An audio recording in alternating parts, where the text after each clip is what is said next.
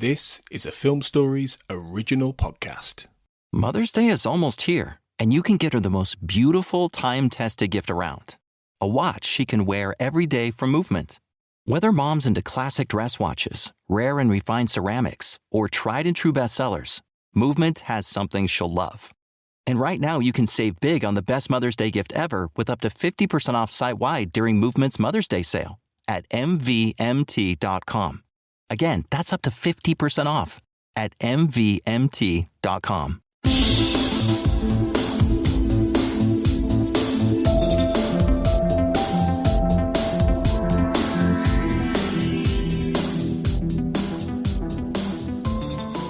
Welcome back to the Xcast. The truth is in here.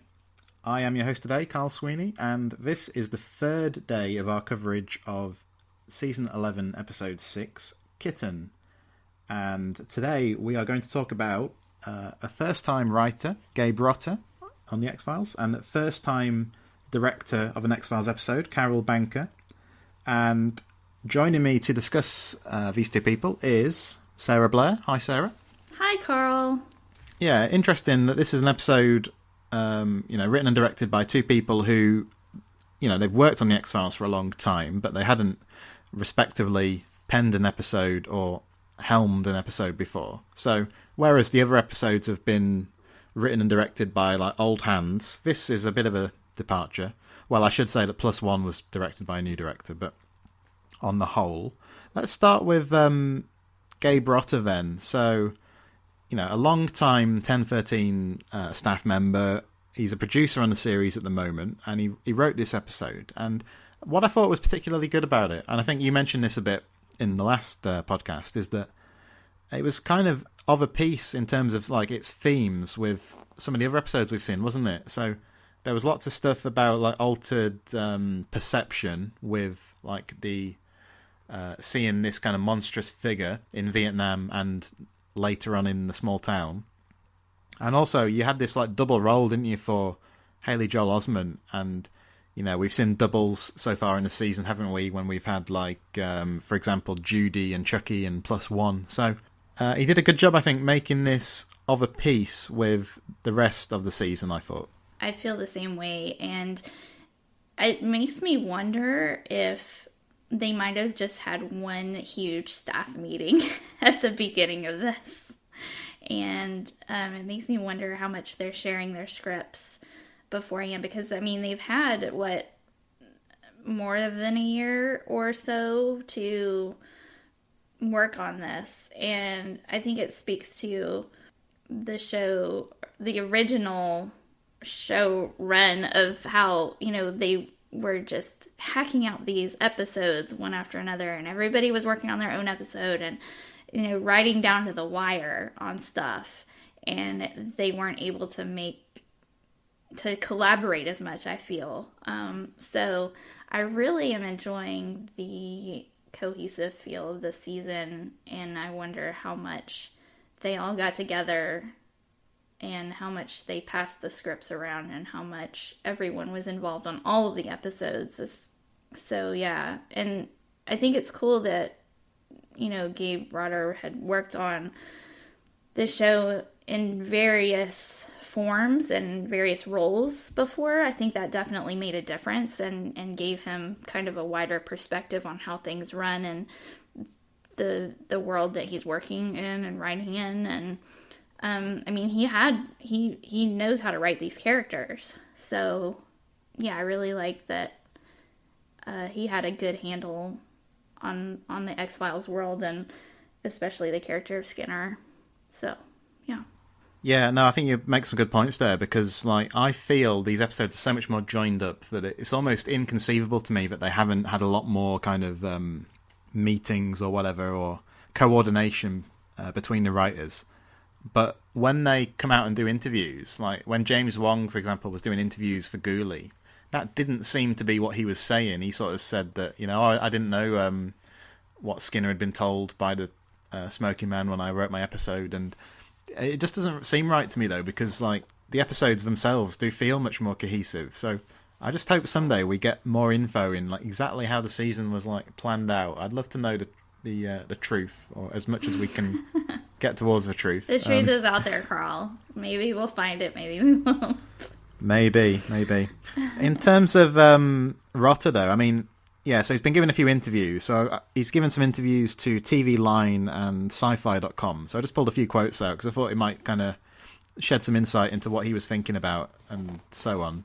And, I mean, did you actually know that he was supposed to write an episode for season 10?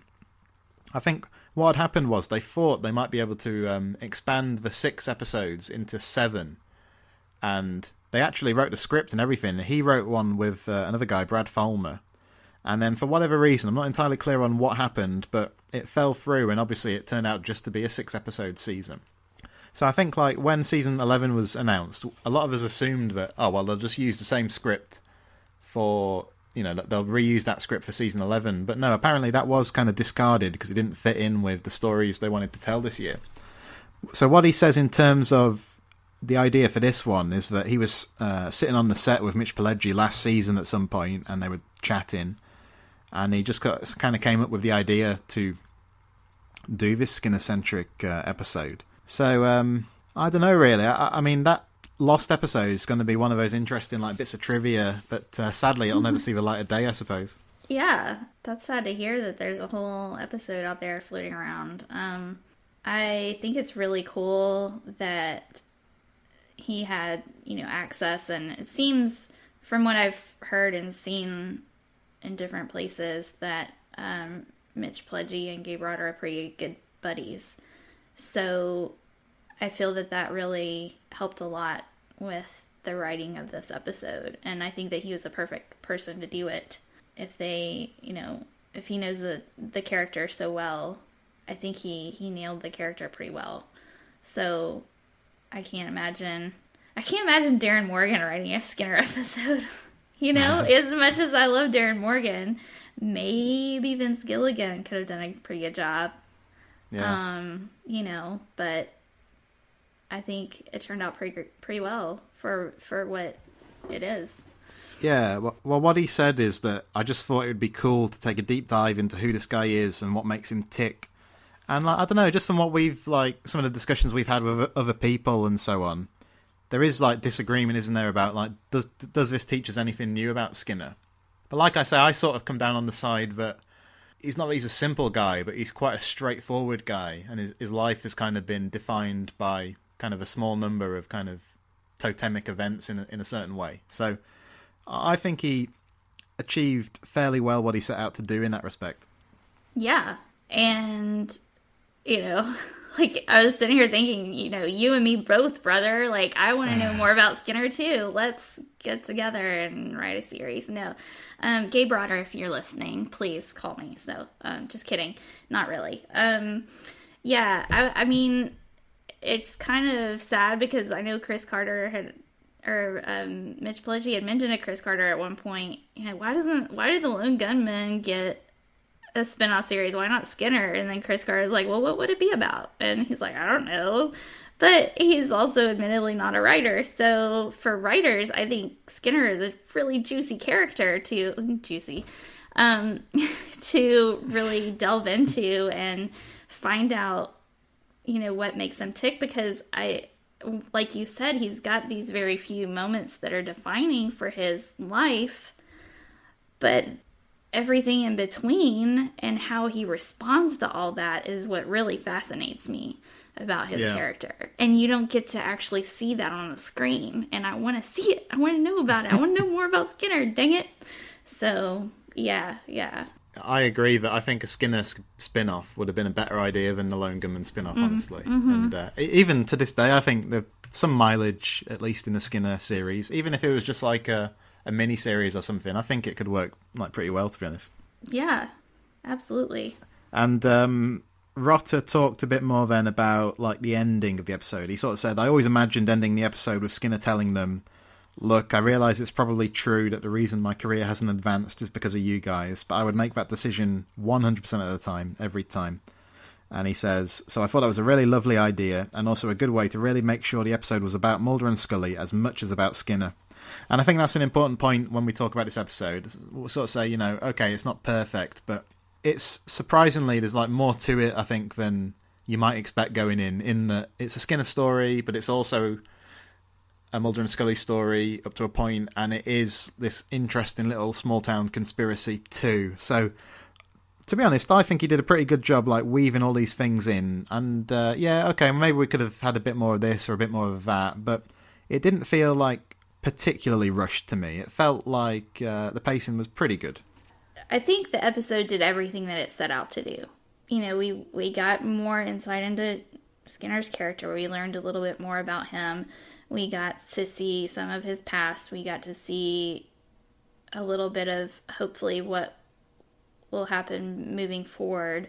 We got a little bit of resolution between him and Mulder and Scully. We got, you know, a little bit of creepiness. You know, I as far as a textbook, if there is a textbook X-Files episode goes, this is it. He did everything exactly as it should be, as far as I'm concerned. And so yeah, I think he really captured the feel of the show and gave us a little bit new and gave us some good meat as far as the characterization goes and that kind of thing. So, and like you said, it was evenly paced. There weren't, you know, any, I didn't feel like there were any clunky bits. But as far as, you know, dialogue and that kind of thing goes. But yeah. Yeah, and obviously he was not wholly responsible for all those things. Obviously Carol Banker played a big role too, she being the director. And again, so kind of a long history on the series. She'd been the script supervisor at some point during the original run. She actually appears on screen in Gillian Anderson's episode All Things, and then she went on to direct an episode of the Lone Gunman spin-off. But this is her first X-Files episode as director, and she's only the third female director on the series after Gillian Anderson for All Things and Michelle McLaren for John Doe, although a woman called Holly Dale is going to direct an episode later this season. So, I mean, she's given an interview, Banker, to the New York Times this week, and she sort of said that, or she's commented on because there was that story, wasn't there, about Gillian Anderson's criticism of the lack of female writers and directors on the series. Like this was like a few months ago now, and Carol Banker says, you know, the funny thing is she'd already been hired for season 11 at that point, and Gillian Anderson just didn't know. But I mean, yeah, I don't think I ever talked to you about that story. So I mean, what are your thoughts really on then that this is only the third female to direct an episode in a series that's like spanned over 200 episodes by this point? Yeah, that's kind of sucks. I'm just gonna, like, that's lousy. You know, and so as far as diversity and all that goes, like, I mean, I love Gillian Anderson's episode. I felt like the pace was really great, and I think that girls have great ideas too. I mean, yeah, so I'm glad that we are getting 2 female directors this season, and I think she did a great job with this episode. There were a lot of felt like visually throwbacks to episodes like Detour, you know, and a little bit of even Home a little bit with the traps and that kind of thing. I felt like and kind of the backwoods isolated feel of the Peacock's farm. So yeah, I think that she pulled in a lot of the elements that makes the X-Files, and she did a great job with it and brought out a lot of really good stuff from the actors, and yeah, I think she did a great job. Yeah, I feel she also did a really good job with like the feel of the piece, and yeah, those episodes you mentioned as well. I mean, it also reminded me a lot of something like Blood or like Red Museum. You know, it had a really like old school feel. This investigation did, and I think it's because she made good use of the settings. You know, like you can't really go wrong in the forest or the woodland of Vancouver, can you? No, yeah. It had a really good vibe to it, you know. And yeah, she's talked a bit about like her stylistic like input into the episode and like what specifically came from her. And she's pinpointed like a few specific things. And she says like one thing was that when Haley Joel Osment goes crazy and slaughters the villagers, she was insistent about adding a baby crying to make it a bit more like harrowing. And also, when Mulder is flipping through the photo album, she put some of her own family photos in there. That's cool. She says her mum died just last year, so it was very fresh, and she wanted to kind of give her a bit of a tribute. So that's nice, isn't it? Yeah, that sounds like something I would do. Yeah, and then the other thing, though, is it says when they were shooting the Vietnam scenes, the props department had made this period beer called Orville, and like Orville is her father's name. So it turns out the crew had kind of done that as kind of a surprise for her. So, Aww. yeah, you get kind of a nice sense from that, don't you? That she must be like well regarded, by the crew, which is nice. Yeah, well, I mean, I think it's really cool. And one thing that I know the X-Files does well is that they're a tight-knit family. And I love seeing all the inside, set toss, like the tributes and the set things. And, we got a few names on the gravestones and this and in the other episodes. And I love seeing that kind of thing. And it's nice to know that the crew knew her well enough to have faith in her and to know, she's going to do a good job on this because we know her and she can handle this. And I think that's really important. It's not like they just got some random director from outside the family, so to speak. They knew her well enough and they knew Gabe well enough to give them the opportunity to do this. And I think that's really cool. And I think it speaks a lot to the performances of the actors and that kind of thing, that they trusted her and knew that she could do a great job and work with, what they were given as far as the writing goes and all that. And I think that's why it's so cohesive and why it helps that, it has that throwback feel to it, because the writer and the director both knew the show so well and knew the characters well and the actors well to really draw that out from them. Yeah, and this interview, I think possibly the most interesting aspect of it is she talks a bit about some of the barriers to succeeding in film and TV, as a woman. And she talks about kind of an encounter she had at one point with Harvey Weinstein, where she witnesses him being very sexist about two other women, And she also talks a bit about her career and how she had to plug away for a long time until she was getting regularly hired. It was really until about she had kind of a few lean years, it sounds like, until about 2015, where all of a sudden she starts to get hired a lot on multiple shows. This is a direct quote, which I thought was interesting, is that she says, "Being a script supervisor has meant that I sat next to some really good directors and some incredibly bad ones. The only reason they're in there is because of nepotism, their gender, and their race. That was really disheartening."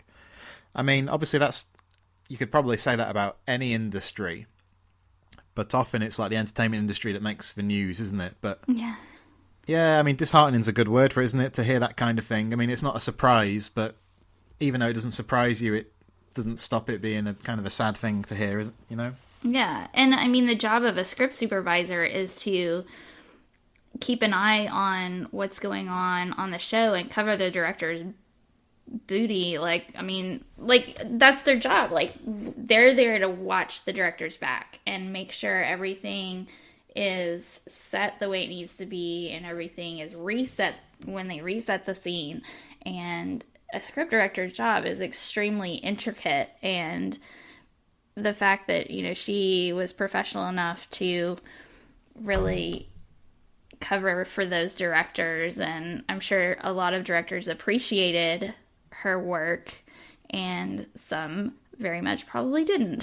So, and the thing about Hollywood is people remember that. So I think that, moving forward in the future, they'll be able to make better decisions as to who ends up working with who and what. And that experience probably taught her a lot about what kind of director she wanted to be and how to handle things. So it's probably, I would guess, only assuming, but I would guess it made her a lot stronger and taught her a lot and gave her the capabilities to do such a good job on this episode. Yeah, and I think the both of them that we've talked about in this podcast, they both did a good job, I think. And maybe we should just give our final thoughts on this episode then. I mean, I think it's a genuinely a good episode. I think the series has gone on a nice little run this last few weeks, and I think actually this period of the series, the last few episodes, are going to make a nice little binge session in the future because they're so cohesive, like we sort of said. So yeah, I'm pretty pleased with Kitten. And what are your final reflections on it, Sarah? We didn't get to talk about the beard at all. Let's see. Skinner's beard. Let's take a moment to appreciate the whiskers. Yeah. Well, we didn't mention he lost a tooth either, did we? So maybe maybe the next time we see him, he'll... It was one of the molars. You don't see those, thank goodness. But, they've got implants now, so that'll be fine. I just hope he's not, losing teeth at random points the rest of the season. But, yeah, those... I mean, it's a good episode. Wash your vegetables. Wash your fruits and vegetables. We all know that, but, really do it well. So you don't get poisoned and see monsters, folks. X-Files out there. Look for the chemtrails. When you see a chemtrail, go inside and take a shower. Yeah. Sound advice, Sarah, as ever. And you'll be back, I think, I believe. Are you doing the next episode with Tony? Is that right? So it's 7. 7, yeah. So let's hope that's a good one. And in the meantime, where can people find you online and that kind of thing? I'm always on Twitter, Sarah L. Blair, SarahLBlair. Not so much on Facebook anymore, but I'm in and out on the Facebook group. Yeah, just trying to work on my next book. I've got my first book out, Darkness Shifting, and Skinner fans, I think, will be fans of that as well. So, if you like Skinner, go pick up my book, Darkness Shifting. So, yeah, I'm just working on the next sequel for that and hanging out watching X-Files with no lights on. Yeah. And, well, you won't be watching much X-Files in the next 2 weeks, I don't think, because we got this break for the Winter Olympics, sadly. Or I don't know if it's sadly, because a little break is not... Yeah. It'll give us a good chance to rewatch all of the season thus far, I think. Revisit those. Not that we haven't watched them 5 times already. Oh, wait, is that just me? This episode? No, I'm looking forward to doing some rewatching, definitely. Yeah. And I'll be back in a couple of days for the mailbag episode. But just one last public service announcement before we go. As everyone probably knows by now, we are on Patreon, and 2 new patrons to thank today, and they are Michael Gurman and Cortland Waters Bartley. So big thank you to both of you. Big thanks to both for choosing to support the podcast. And if anyone else would like to do so, please go to patreon.com/thexcast, and you can find all the information there about how you could support us if you choose to, if you want to, of course. Alright, that's it, I think. In the meantime, all the usual places, Twitter and Facebook, at the X_cast on Twitter, X-Files Basement on Facebook, and until next time, trust no one.